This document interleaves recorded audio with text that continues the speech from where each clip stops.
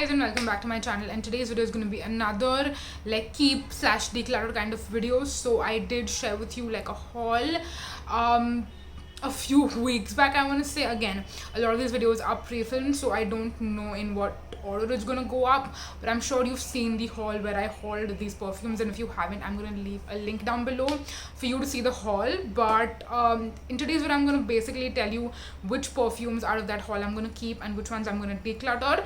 Now I did buy 4 miniature perfumes as well, that I'm not going to be talking about today, just because I feel like last time when I did this video I spoke about like way too many perfumes in one video and it ended up being too long. So today I'm just going to focus on my decants that I bought from Anissa. I'm going to leave a link down below, not a link, sorry, but I'm going to leave like her Instagram handle down below of the page where she sells decants of perfumes that she has in her collection. And she recently came out with like this new packaging that I'm going to properly show you. So this is what it looks like. It's beautiful. I definitely prefer the sprayer and the packaging of this one way more than the previous ones. Like the previous ones were obviously like cheaper and like they serve the purpose as well, but this is just really nice packaging, which I'm very fond of.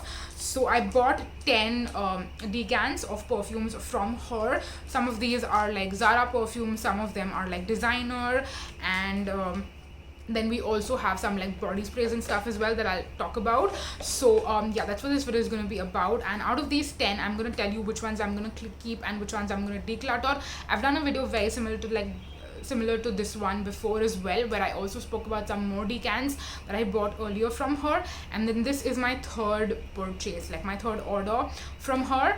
And the miniatures that I did not mention in this video, of course, will be mentioned in a future video. I'll talk about those along with like some other perfumes, so don't worry about that. That is coming. I'm not going to just forget about it. But yeah, in today's video I'm just going to talk about 10, so that way this video is hopefully just a tad bit shorter and not as long as my last video was. So similar to that video, I basically have all my decants in this ice cream card dabba, and I'm just going to pull them out one by one. And I also have like my notes, and like not notes really, but like my notes that I made when I was smelling these and like trying and testing them out. And I'm going to tell you like what I think about them as like initial impressions and stuff. So yeah, let's dive right into this and start with the first perfume, which ended up also being the first perfume that I tried out of all of these, and that is Kayali Vanilla. Now this is a very beautiful fragrance, let me just say that right out of the gate. I totally understand why this perfume has so much of hype surrounding it. I was watching a video just this morning from like Moraima from the Scented Tribe, Scented Lifestyle. What is her channel called? I totally forgot. But she was talking about how Kayali Vanilla just always sells out. Like it's so hard to find this one in stock because it always sells out. I don't think that it's the same in India. I think in India, of course, it's expensive, but you can still find it. It's not like always sold out, but like in the US and Canada and stuff, it's always sold out. That's how much people love it. And let me tell you what I think about this, like what are my notes that I wrote about this. So it's a warm, sweet, everyday, like a classic perfume, and it's definitely something that is also, I feel like, signature scent worthy in my opinion. If you are someone who loves warm, sweet scents, or you have someone in your life who loves warm, sweet scents, I think this is going to be like the perfect signature scent for them to wear on an everyday basis. It's also one of the few perfumes that I feel like you don't have to spray too much with it. It doesn't have great longevity, but this is also something that I would not recommend overspraying. Like I normally spray like 8 to 10 sprays of every single perfume that I own in my collection, and for me even like 2 sprays of this is good enough. And if I have it like in a decant form or like a travel friendly form, I would like travel friendly size, not form, I would definitely like take this with me on the go and like reapply throughout the day and stuff. But I feel like if you just overspray too much at the beginning, it's kind of gonna choke you, I feel like. Also, I think when I first smelled it, it kind of reminded me of Imari Seduction, because it's a little floral in the beginning, but then it like gets into like the vanilla zone. That I feel like is also very similar with Imari Seduction. Like the opening is very floral and then dry down is more warm and sweet. But this one I feel like is definitely more on the warm sweet side, and it's not as floral as Imari Seduction is. But I kind of have like sort of similar feelings when it comes to like both of these. So yeah, that's why when I like first smelled it, I kind of felt like it was similar, and I think I mentioned that in the haul video as well. I don't remember if I did or not, but I did feel that way in the beginning. But now I definitely realize that this is more on the warm sweet side, and it's also more of like a winter perfume in my personal opinion. Even though I do think it's signature scent worthy and you can wear it throughout the year, it's, at least for me personally, going to be more of like a winter kind of perfume for me. So yeah, that was that. Moving on, next we have Aqua De Joya. This one is by Giorgio Armani, I'm pretty damn sure. This one I described as a very fresh yet like a watery floral. So this is a very light scent. It's something that if you like a strong perfume that has a lot of sillage and projection that you can always smell on yourself, this is not the one. I think this is great for anyone who just wants to like smell good and smell fresh, but not necessarily smell like you're wearing like a perfume, just like you're naturally smelling really fresh and like you took an amazing shower with an amazing body wash. Like that's how this will smell like on you. So if you want to wear something to like the gym or just to run errands or something like that, I think this is a great one. Would I consider getting like a full bottle or like adding this to my collection? The answer is no, because I'm not going to spend so much money on like a perfume that it just smells fresh, you know what I mean. So yeah, for that reason this is going to be like a keep in this video, because I like the way this smells. It's not something that I'm instantly turned off by, but it's not something that I think is worth spending like designer kind of money on. And I didn't mention earlier, but this one is also definitely going to be a keep. This is Kayali Vanilla. Both of these as of now are going to be keeps. So yeah, that was that. Moving on, next let's talk about the third perfume that I have, and this one is not gonna be a keep, let me just tell you that right out of the gate. And this is another very popular perfume that a lot of people really talk about, and this is Zara Rich, Warm and Addictive. This is supposed to be a men's perfume, and it's still loved by a lot of women. A lot of women wear this, and it's been talked about a lot in the beauty community as like a really great like cheapie is what people call it, because it's super cheap but it's a really really good perfume, and that's what a lot of people say. I don't completely agree, and I'll tell you why I'm a little turned off by it. So this one is a very gourmand but majorly lactonic kind of a perfume in my personal opinion. It does have lactonic notes, I'm pretty sure, as well, but the reason why I don't like it is because it does smell warm and sweet, but the more it stays on my skin, the more this smells like burfi to me. Like literally when I smell this, I was like, I smell like I just came out of like a मिठाई का shop, and not just मिठाई का shop but like मिठाई के shop का जो kitchen होता है जहाँ पे they make all the मिठाई and stuff like that, and I have like that on me, you know, like throughout the whole time I'm wearing this. All I think that is I smell like a burfi, and I don't want to smell like a burfi. So yeah, that's why Rich Warm Addictive is going to be a no-no for me. I'm going to find someone who likes this. I'm sure people like I'm going to find someone who likes this, because a lot of people do like it. So yeah, I don't know why I get the whole burfi wala feeling from this, but I do. So I just can't keep this. I just can't. So that one is definitely going to be a declutter. Moving on, next we have Zara Red Vanilla. So another Zara perfume. I got quite a few Zara perfumes from Anissa, you know, in this particular order, and this one is one that I was kind of like very 50-50 on. It's not like I don't like it, but at the same time I don't really like it. So Zara Red Vanilla to me is a very green floral.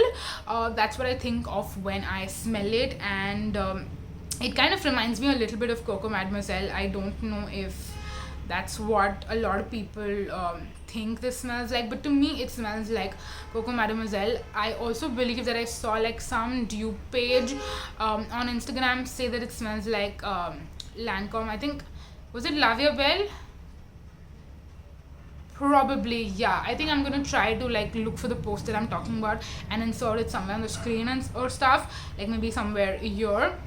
But yeah, this was, I'm pretty sure, compared to like some other perfume, to me, I have smelled like a small sample of Coco Mademoiselle, so to me this smells like that, but it's a little bit more like green than Coco Mademoiselle is. I think Coco Mademoiselle is very floral. This one is like greener, so that's why I said it like it's like a green floral. And again, like I mentioned earlier, I don't think I'm absolutely in love with this. I mean, I like it, but like again I said, I don't like it, but I don't dislike it either. I'm somewhere in the middle, so I'm not sure if I want to like immediately like remove this out of my collection. Maybe I want to keep it just for a while, try it a little bit more, and then eventually if I'm like I don't enjoy wearing this whenever I do, then I will declutter it. There's no problem with that.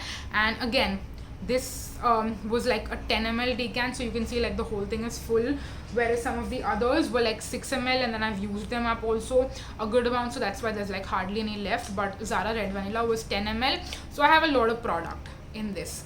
So yeah, that was that. Moving on, next we have another Zara, and this is Zara Tuberose. Zara Tuberose is one that I've described the opening of this to be very floral, juicy and crisp, and it's very, very feminine. But the more it dries down, it smells like Chanel Chance to me. Like not Eau Fresh, but like the original musky Chanel Chance. If you've ever smelled that, you would know what I'm talking about. That's what Zara Tuberose smells like to me.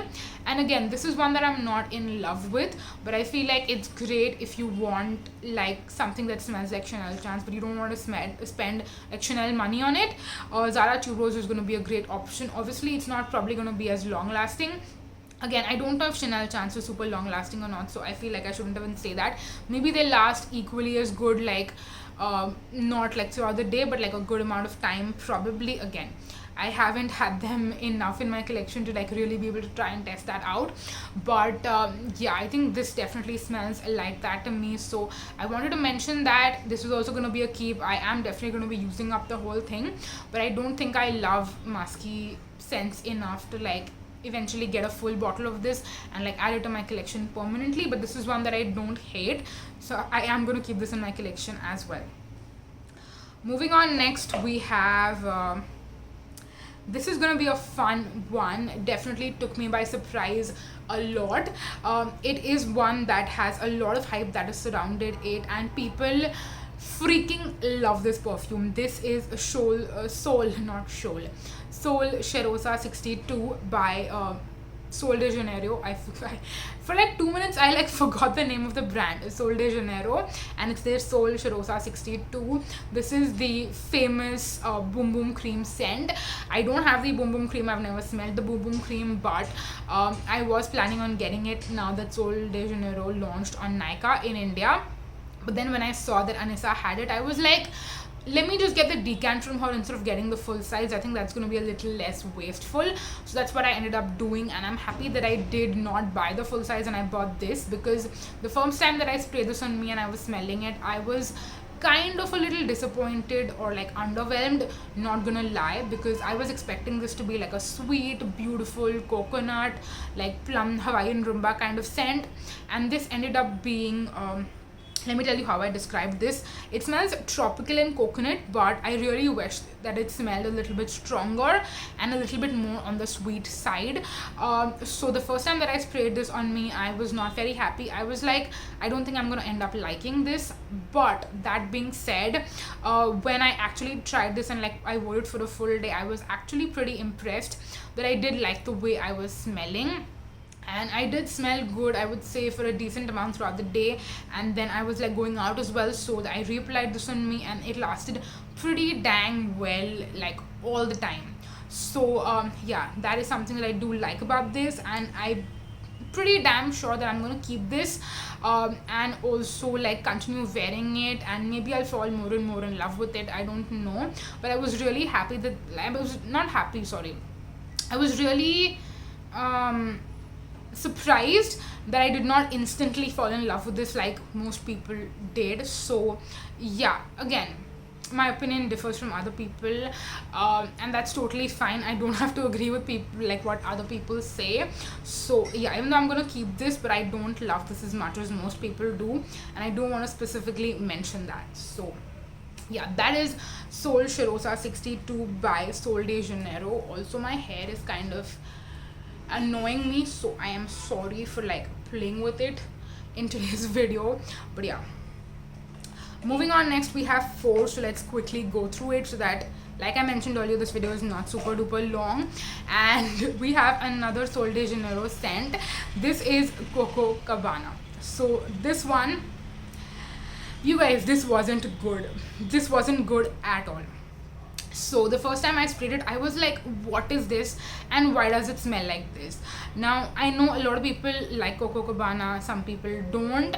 I remember like one review that I remember very very clearly of this particular scent was of Coffee Break with Danny, who loves the Sol Shirosa 62 scent, but when she got the Coco Cabana cream, or yeah, I think she got the Coco Cabana cream, not the perfume or like the body mist, and she was like, what is this, this smells like popcorn to me. And she absolutely did not like that scent at all. And I was like, yeah, I kind of get it. To me, I would not describe this as popcorn, but I would describe it as food, but like food that went bad. Okay, so like something that was probably rotten or something that went bad. That is what that smells like to me. And the first time that I sprayed it, I did not like it, but I had like hardly sprayed some on me, so I was like, it's fine, it smells bad. But then I did not like despise that scent, and I was like, I will give you another shot like I am giving most of these perfumes, and then we'll figure out if you want to keep it or not. So when I actually wore this for a full day, you guys, I got a headache. Within like 1 hour of wearing this, I was like, I need to like take a shower and get this off me, because that's how much I hate it. And I'm literally getting a headache out of this. Like, I cannot smell like this ever again. So that's when I decided this one is going to be a no.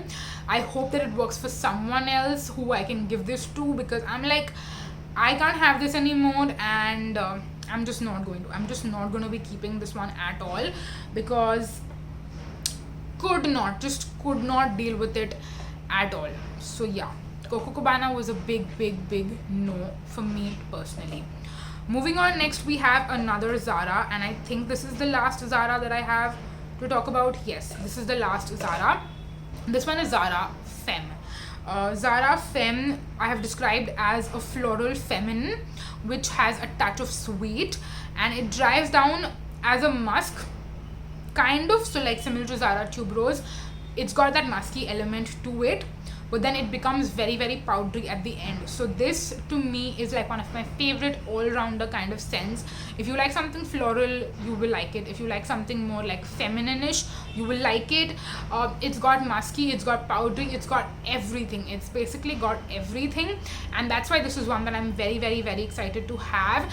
Out of all the Zaras that I mentioned in today's video, if there is one that I see myself buying a full bottle of, it's got to be this one, because I truly really like it. And I think it can also be a great signature scent. It can be a great office fragrance. It's not going to give anyone a headache at all. I don't think anyone's going to not like this if like you smell it on someone else. Even if you smell it on yourself, I think everyone's going to like this. So yeah, Zara Femme is definitely going to be a keep. Moving on, next we have Dolce and Gabbana, the only one, 2. So this one I have described as, when you first spray it, it smells like the OG, which I have had a whole bottle of. I have the 30 ml, so not the big bottle, but the small one. It does smell like that when you first spray it on you, but once it starts drying down, it smells a little bit sweet, sort of like berries. But to me, it smells more like a sweet, like paste, you know, like I wrote cashew paste. I don't know why this reminds me of like that kind of vibe. And this is another one that I'm very like 50-50 on. I almost want to declutter it, because I don't want to smell like a sweet paste, like cashew paste or anything like that. But then again, because the like when you initially spray it, it smells more like the OG, which I really like the OG. That's why I'm kind of like, maybe I'll give you another shot, maybe I'll use you a couple of times more before I figure out if I want to keep it or not. But this is definitely going to be one that I don't see myself getting a full bottle of. Even if I do like keep it for now, it's one that I will either eventually declutter, or I will use up the whole thing, and then once I use up the whole thing, I'm not going to buy it ever again. That's how I feel about Dolce and Gabbana too. Dolce and Gabbana, the only one. Two, I do prefer the original, the only one, much more than I prefer this one. So yeah, that was that. And moving on to the last one, we have Hugo Boss, the scent. This one I've described as a floral, sweet, powdery tart. Again, it's a beautiful, again, floral, sweet, feminine. I also think that this is a great signature scent, and I'm not just saying that. I feel like a lot of people already have said it and have maybe kind of influenced my opinion on that. But even if I wouldn't have heard about that, I would have still thought that this is a great signature scent, great for like wearing every day, every season, every occasion. I think that this works because it's so well rounded and it's got so many different qualities to it. It's not just floral, not just feminine, not just powdery. It's got everything mixed all in one in it, which is why I really like this one as well. I'm very 50-50 on whether this is something that I would consider getting a full bottle of, because it's definitely not like Zara Femme. It's not that inexpensive. It's a little bit more expensive, so I want to be more thoughtful about which ones I want to get full bottles of and which ones I want to add to my collection. So I think my next test with all of these ones that I'm going to be keeping is which ones are long lasting and which ones aren't. The only one, two, and then Red Vanilla from Zara are two that I'm again 50-50 on. The next time I talk about these, I might just tell you that, you know what, I'm decluttering these, I can't deal with these anymore, or I might just continue to keep them and use them. And then some of the others that I'm really excited that I'm going to be keeping, I will eventually decide which ones I'm going to like buy full bottles of, which ones I'm going to just use and then use up and then never have them again in my collection. So yeah, that is what I'm going to let you know. But I think this haul was very successful because I ended up keeping 6/8. I'm not counting the two that I'm 50-50 on, so still I think 6 is a very good number out of 10. And I'm actually I'm going to end up keeping 8 of these, including those two as well. So yeah, I think 80% of like the total is a very good number, and I'm very proud of myself that not all but like most of the perfumes that I ended up getting, I do like. At least I don't absolutely hate them. So yeah, Zara Rich Mom Addictive and Coco Cabana by Sol de Janeiro are gonna go bye. Did want to mention that as well. But yeah, those are all the perfumes that I am going to be keeping / decluttering, and I hope that you enjoyed this video. If you did, then please do subscribe. I feel like I've not said that in a while, but yeah, please do subscribe, show me your support, and leave any feedback that you might have for me in the comment section down below, because that's going to be very helpful. But yeah, that's it for this video, you guys. Thank you so much for watching. Until next time, bye.